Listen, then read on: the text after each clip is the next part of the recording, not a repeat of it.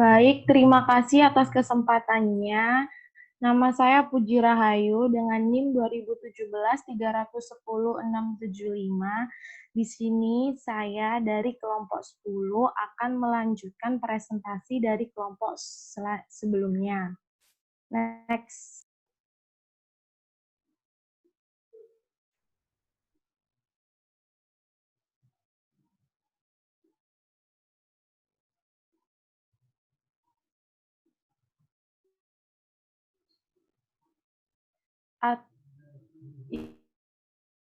Yang pertama ada benturan kepentingan.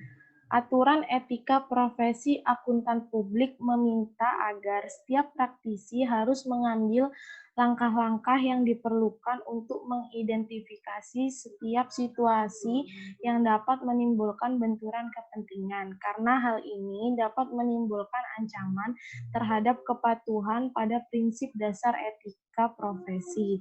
Contohnya, ancaman terhadap objektivitas dapat terjadi ketika praktisi bersaing secara langsung dengan klien atau memiliki kerjasama usaha atau kerjasama sejenis lainnya dengan pesaing utama klien.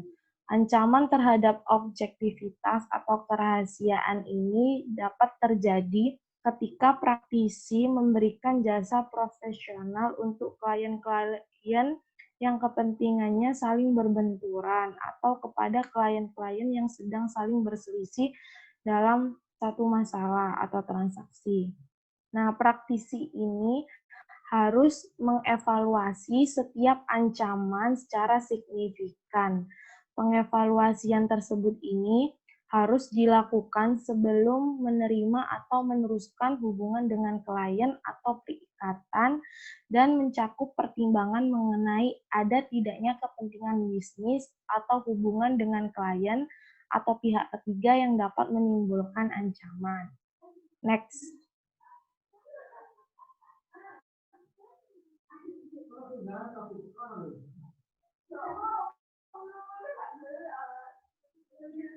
Aturan atau pencegahan benturan kepentingan.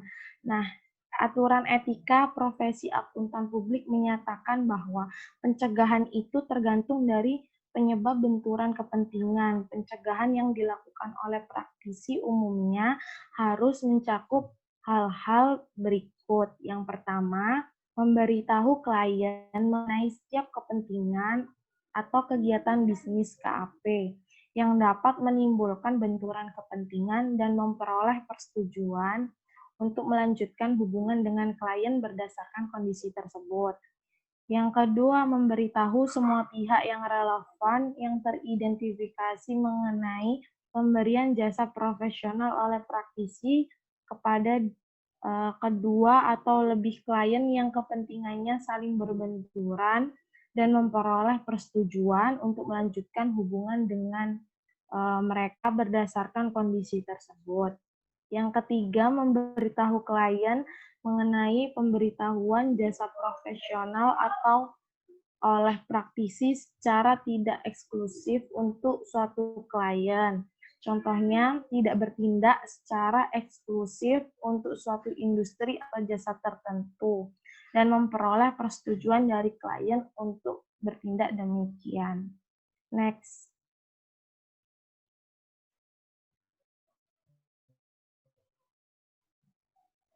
Selanjutnya ada pencegahan tambahan, di mana ada beberapa pencegahan tambahan yang harus dipertimbangkan. Yang pertama itu penggunaan jasa profesional kepada klien-klien yang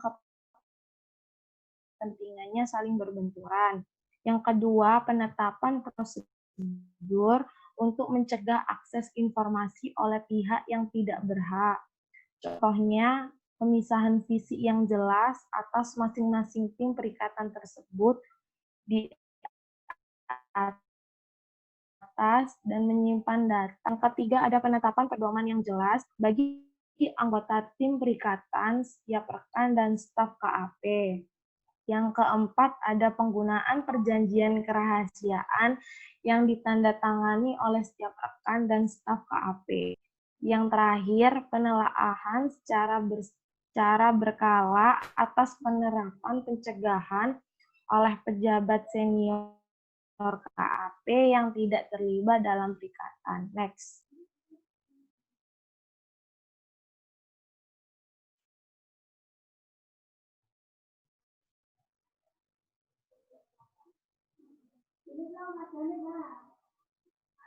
Akhirnya, aturan etika profesi akuntan publik menyatakan bahwa jika benturan kepentingan menyebabkan ancaman terhadap satu atau lebih prinsip dasar etika profesi yang tidak dapat dihilangkan atau dikurangi ke tingkat yang dapat diterima melalui penerapan pencegahan yang tepat, maka praktisi harus menolak untuk menerima perikatan tersebut atau bahkan mengundurkan diri dari satu atau lebih perikatan yang berbenturan kepentingan tersebut.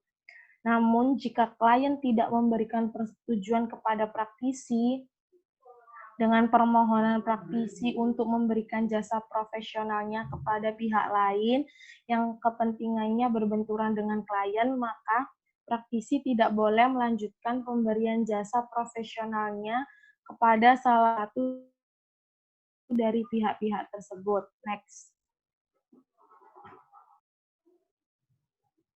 Selanjutnya, ada pendapat kedua, di mana aturan etika profesi akuntan publik menjelaskan bahwa ancaman terhadap kepatuhan pada prinsip dasar etika dapat terjadi ketika praktisi diminta untuk memberikan pendapat kedua atau second opinions mengenai penerapan akuntansi, auditing, dan pelaporan atau standar atau prinsip lain untuk keadaan atau transaksi tertentu oleh atau untuk kepentingan pihak-pihak selain klien. Contohnya, ada ancaman terhadap kompetensi serta sikap kecermatan dan kehati-hatian profesional.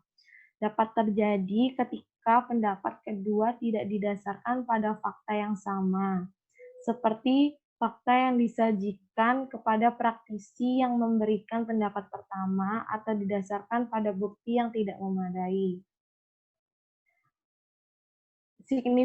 Ketika praktisi diminta untuk memberikan pendapat kedua, sebaiknya harus mengevaluasi signifikansi setiap ancaman, dan jika ancaman tersebut merupakan ancaman selain secara jelas tidak signifikan, maka pencegahan yang tepat harus dipertimbangkan dan diterapkan untuk menghilangkan ancaman tersebut.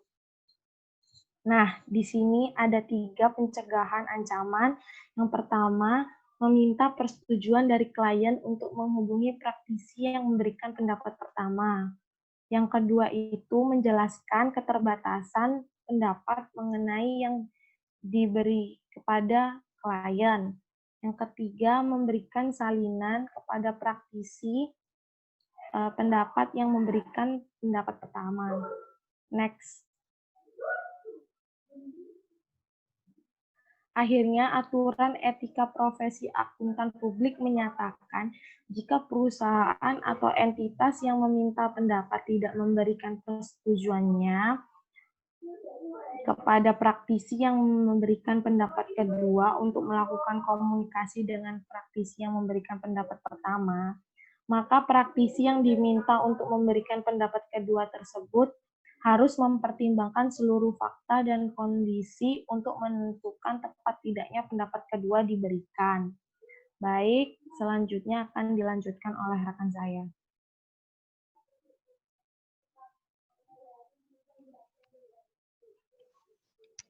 Kemudian ada imbalan jasa profesional dan bentuk remunerasi lainnya.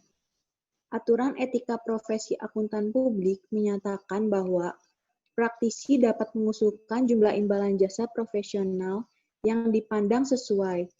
Fakta terjadinya jumlah imbalan jasa profesional yang diusulkan oleh praktisi yang satu lebih rendah dari praktisi yang lain, bukan merupakan pelanggaran terhadap kode etik profesi.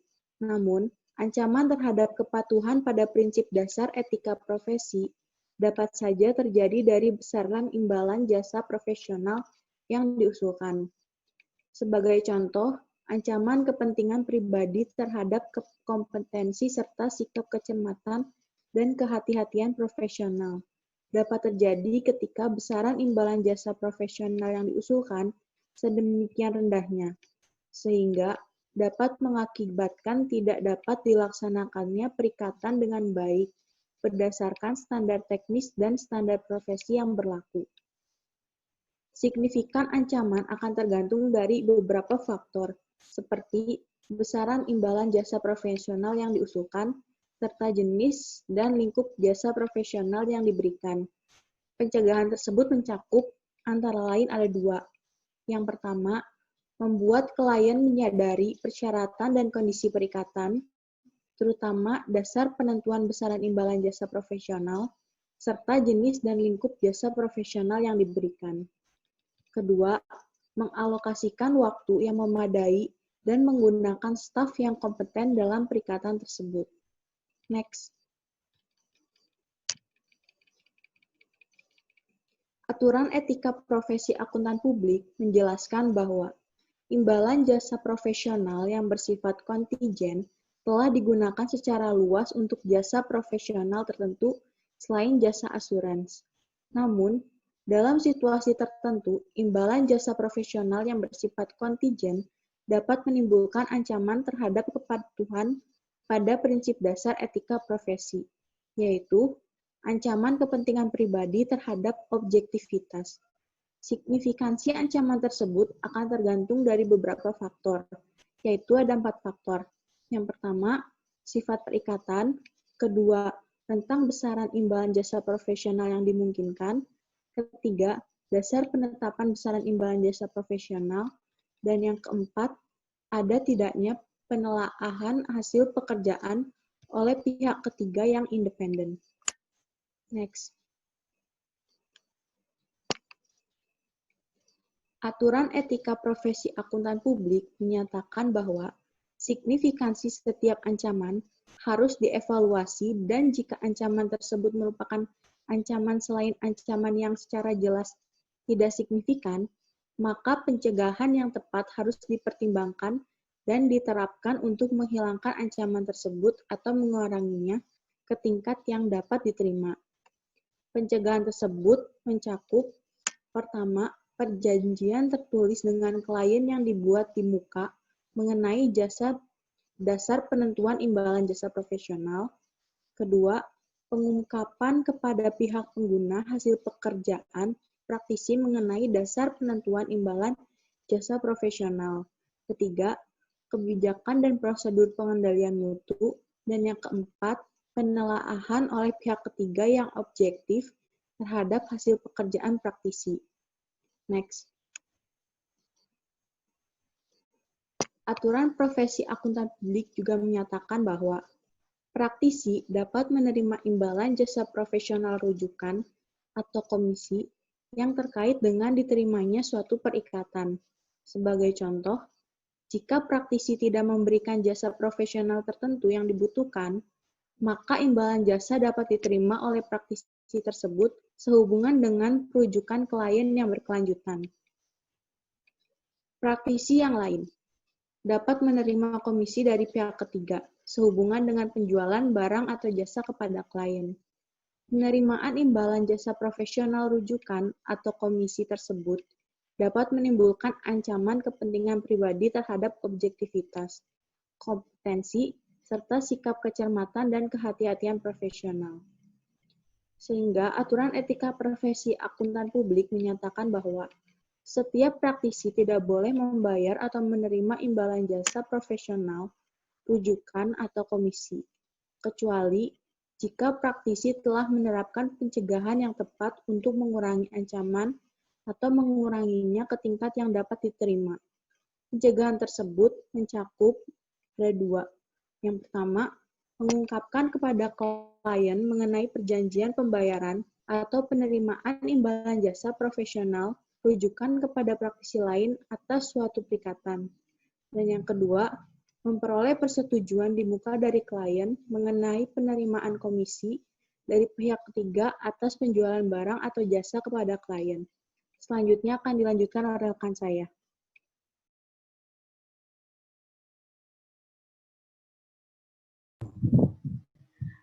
Baik, selanjutnya saya Agista Priscilia akan melanjutkan presentasi, yaitu pemasaran jasa profesional. Aturan etika profesi akuntan publik menyatakan bahwa ancaman terhadap kepatuhan pada prinsip dasar etika profesi dapat terjadi ketika praktisi mendapatkan suatu perikatan melalui iklan atau bentuk pemasaran lainnya. Sebagai contoh, ancaman kepentingan pribadi terhadap kepatuhan pada perilaku profesional dapat terjadi ketika jasa profesional, hasil pekerjaan, atau produk yang ditawarkan tidak sesuai dengan prinsip perilaku profesional. Demikian pula, aturan etika profesi akuntan publik menjelaskan bahwa setiap praktisi tidak boleh mendiskreditkan profesi dalam memasarkan jasa profesional. Setiap praktisi harus bersikap jujur dan tidak boleh melakukan tindakan-tindakan sebagai berikut. Yang pertama, membuat pernyataan yang berlebihan mengenai jasa profesional yang dapat diberikan kualifikasi yang dimiliki atau pengalaman yang telah diperoleh. Yang kedua, membuat pernyataan yang merendahkan atau melakukan perbandingan yang tidak didukung bukti terhadap hasil pekerjaan praktisi lain. Akhirnya, aturan etika profesi akuntan publik menyatakan, jika praktisi memiliki keraguan atas tepat tidaknya suatu iklan atau bentuk pemasaran lainnya, maka praktisi harus melakukan konsultasi dengan organisasi profesi.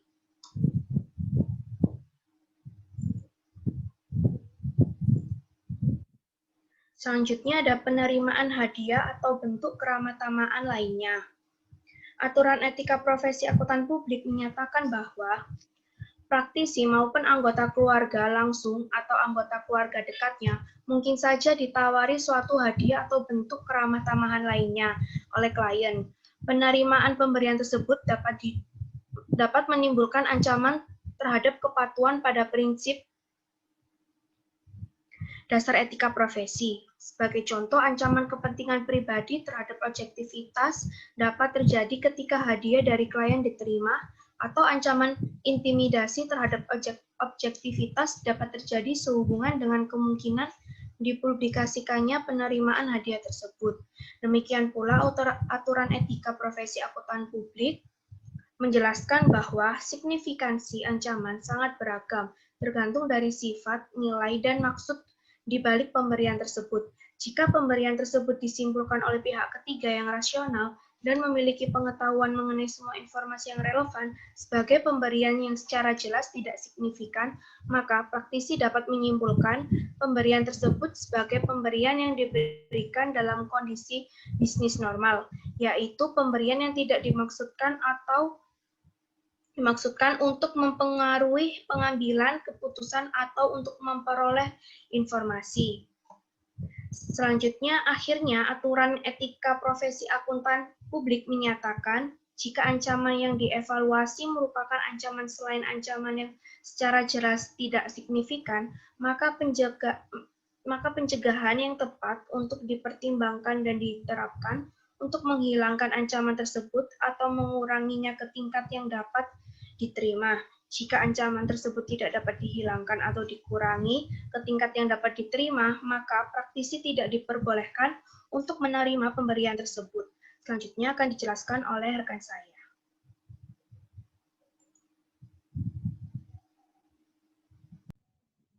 Selanjutnya yaitu penyimpanan aset milik klien. Aturan etika profesi akuntan publik menyatakan bahwa setiap praktisi tidak boleh mengambil tanggung jawab penyimpanan uang atau aset lainnya milik klien, kecuali jika diperbolehkan oleh ketentuan hukum yang berlaku, dan jika demikian, praktisi wajib menyimpan aset tersebut sesuai dengan ketentuan hukum yang berlaku.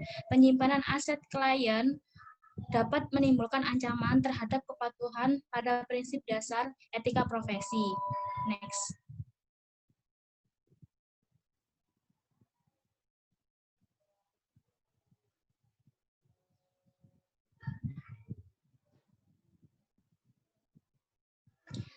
praktisi yang dipercaya untuk menyimpan uang atau aset lainnya milik pihak lain harus melakukan pencegahan sebagai berikut. Yang pertama, menyimpan aset tersebut secara terpisah dari aset KAP atau jaringan KAP atau aset pribadinya. Yang kedua, menggunakan aset tersebut hanya untuk tujuan yang telah ditetapkan. Yang ketiga, setiap saat siap mempertanggungjawabkan aset tersebut kepada individu yang berhak atas aset tersebut, termasuk seluruh penghasilan, dividen, atau keuntungan yang dihasilkan dari aset tersebut. Dan yang terakhir, mematuhi semua ketentuan hukum dan peraturan yang berlaku sehubungan dengan penyimpanan dan pertanggungjawaban aset tersebut. Next.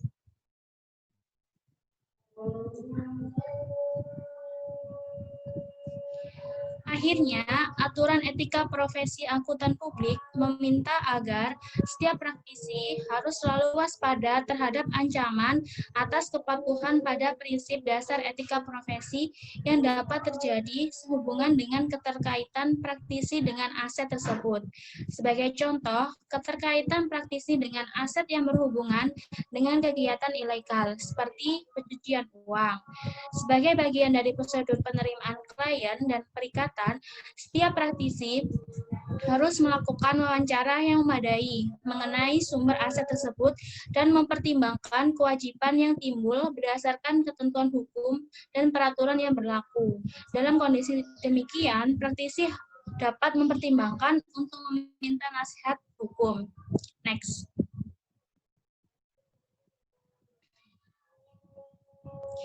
Selanjutnya yaitu objektivitas semua jasa profesional.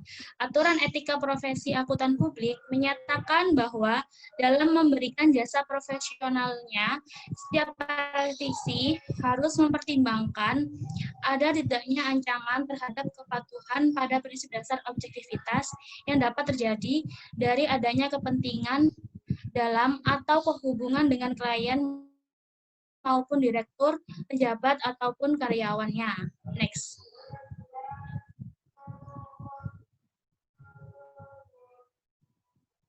Keberadaan ancaman terhadap objektivitas ketika memberikan jasa profesional akan tergantung dari kondisi tertentu dan sifat dari perikatan yang dilakukan oleh praktisi. Next.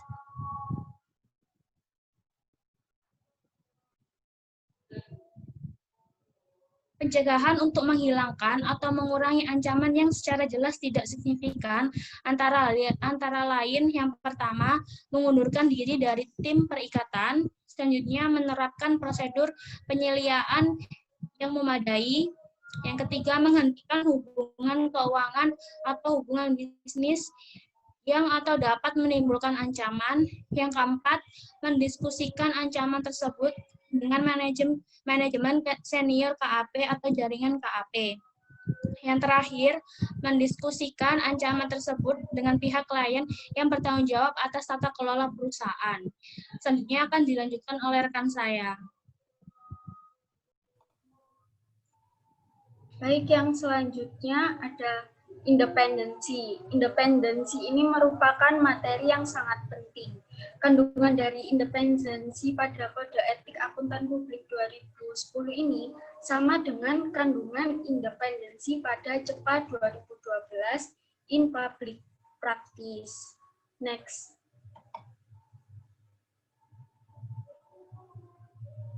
Lalu ada pembandingan CEPA 2012 in Public Practice dengan Kode Etik IAPI 2010.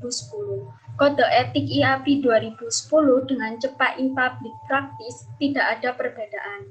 Hal ini memang sesuai dengan kehendak dari Internal Federation of Accountants atau IFAC, agar ketentuan dan kode etik yang diterbitkan oleh IFAC itu dapat diadopsi oleh anggota Federasi Akuntan tersebut, termasuk di Indonesia.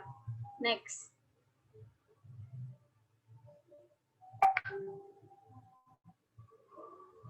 Kemudian ada penerapan etika auditor eksternal. Di sini penerapan etika auditor eksternal didasarkan pada riset di berbagai negara yang membahas penelitian serta temuan tentang penerapan dan implementasi kode etik auditor eksternal. Yang pertama ada penelitian di USA. Orin 2008 menyatakan bahwa Sarbanes-Oxley Act atau SOX sebagai sarana utama dalam tata kelola perusahaan dan auditor eksternal ternyata belum cukup dapat mengatur perilaku auditor eksternal di USA secara signifikan dan belum cukup mengatur tentang independensi dari auditor eksternal dalam melaksanakan tugas profesinya. SOX juga belum cukup mengatur rotasi auditor eksternal maupun kantor akuntan publik dalam menjalankan tugas profesionalnya. Menurut Raspante dan Tarasko,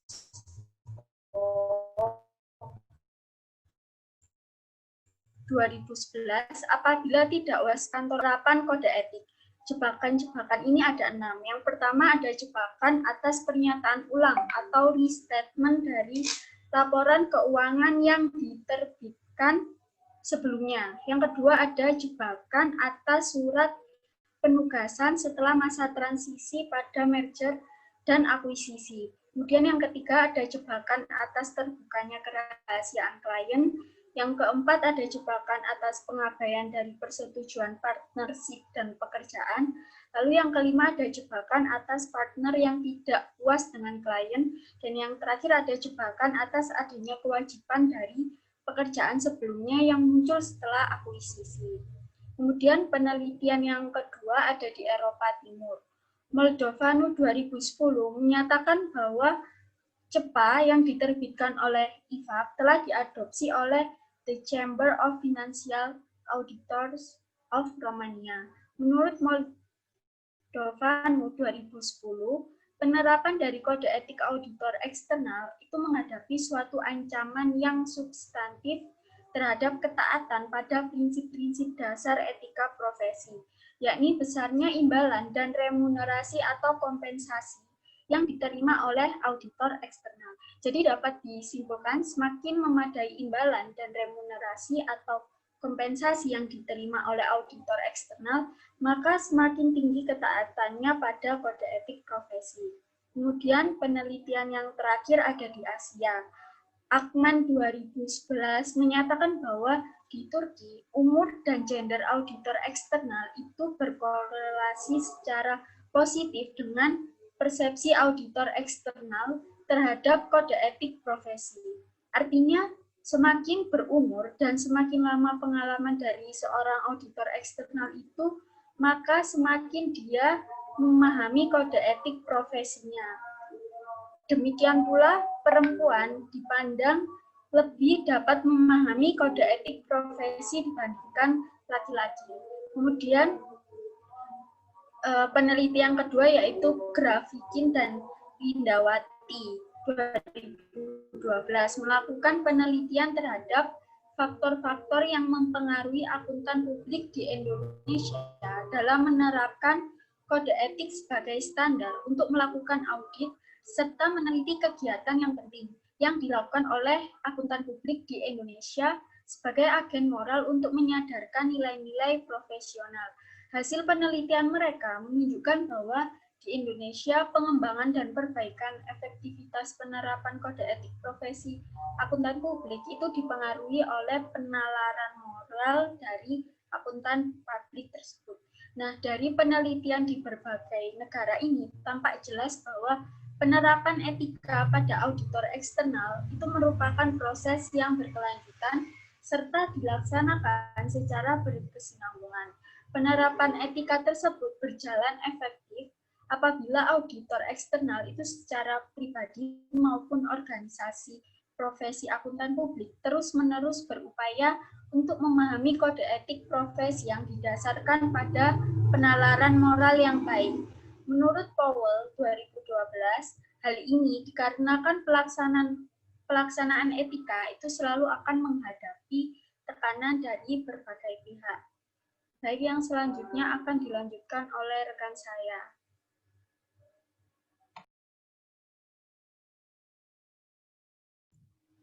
Baik, selanjutnya akan menjelaskan mengenai kasus. Pertanyaannya adalah, jelaskan tentang kasus faktor-faktor yang berpengaruh terhadap perilaku disfungsional auditor, studi pada kantor akuntan publik di Jawa Timur. Perilaku disfungsional auditor, khususnya perilaku yang menyimpang dalam penugasan sering dikaitkan dengan penurunan kualitas audit. Perilaku seperti persetujuan dini, pengumpulan bukti yang tidak mencukupi, mengubah atau mengganti prosedur audit, dan waktu yang tidak dilaporkan memiliki efek negatif pada profesi audit. Tujuan dari penelitian ini adalah untuk menguji dan menjelaskan pengaruh locus of control, moralitas, komitmen organisasi, kinerja terhadap perilaku disfungsional, dan perilaku. Terima kasih. Sekian presentasi dari kelompok 10, kurang lebihnya mohon maaf.